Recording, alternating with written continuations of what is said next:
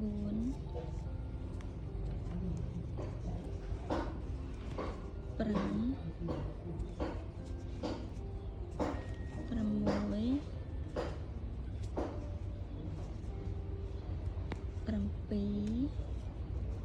8 9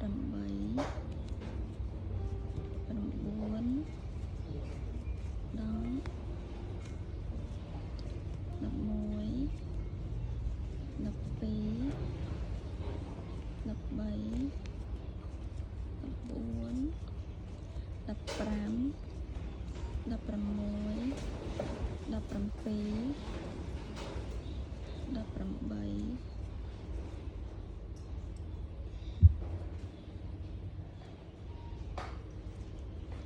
19 20 21 22 23 ចាកន្លែងនេះយើងរាប់មួយដែរអញ្ចឹងបាន24ហើយចា24បងប្អូនភ្ជាប់ហើយយើងឡើងមួយទៀតបងប្អូនចាក់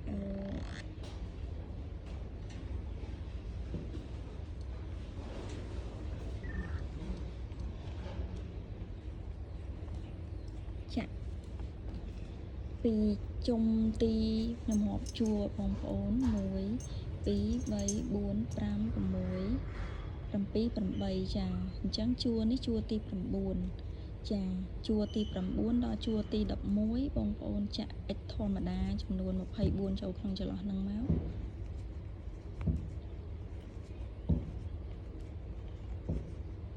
ចាចាក់ 24x 3ជួរមកបងប្អូន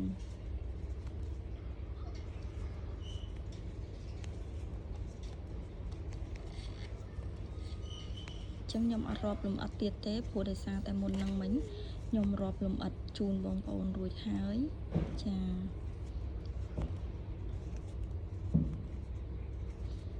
បងប្អូនដែលបានចូលវីដេអូនេះខ្ញុំជួយចុច Subscribe អ្នកមួយផងបងប្អូនដោយសារតែខ្ញុំទៅរៀនធ្វើវីដេអូដំបូងដែរទេបងប្អូនបងប្អូនរៀនចាក់អត់ខកបំណងទេបងប្អូនយើងរៀនចាក់អាចរកចំណូលលអីចូលបានចឹងបងប្អូនបន្តរៀនទៅពេលដែលយើងរៀនចាក់ពេលដែលយើងចាក់ស្អាតទៅផុសទៅបងប្អូនមានអ្នកកំងមានអីអាចរួចថ្លៃនំកូនអីដែរបងប្អូនដូចខ្ញុំចឹងរួចថ្លៃនំកូនកាត់បន្ថយចំណាយបានតិចតួចទេបងប្អូនអើយចឹងហើយចេះរៀនធ្វើវីដេអូថែមទៀតដោយសារស្ត្រីមេផ្ទះអត់គឺថាការងារផ្ទះហើយខ្ញុំធ្វើការក្រៅអាវត្បាញបានតែ1.2000 ទេបងប្អូនហើយមួយថ្ងៃខ្ញុំធ្វើបានតែ10000ទេអញ្ចឹងហើយខ្ញុំចង់ឆ្លៀតរកចំណូលក្រៅទៀតបងប្អូនដោយសារតែជួយផ្គត់ផ្គង់គ្រួសារដោយសារការចំណាយយើងកាន់តែច្រើនចាតែឥឡូវដល់វគ្គយើងចាក់ម្ដងទៀតចា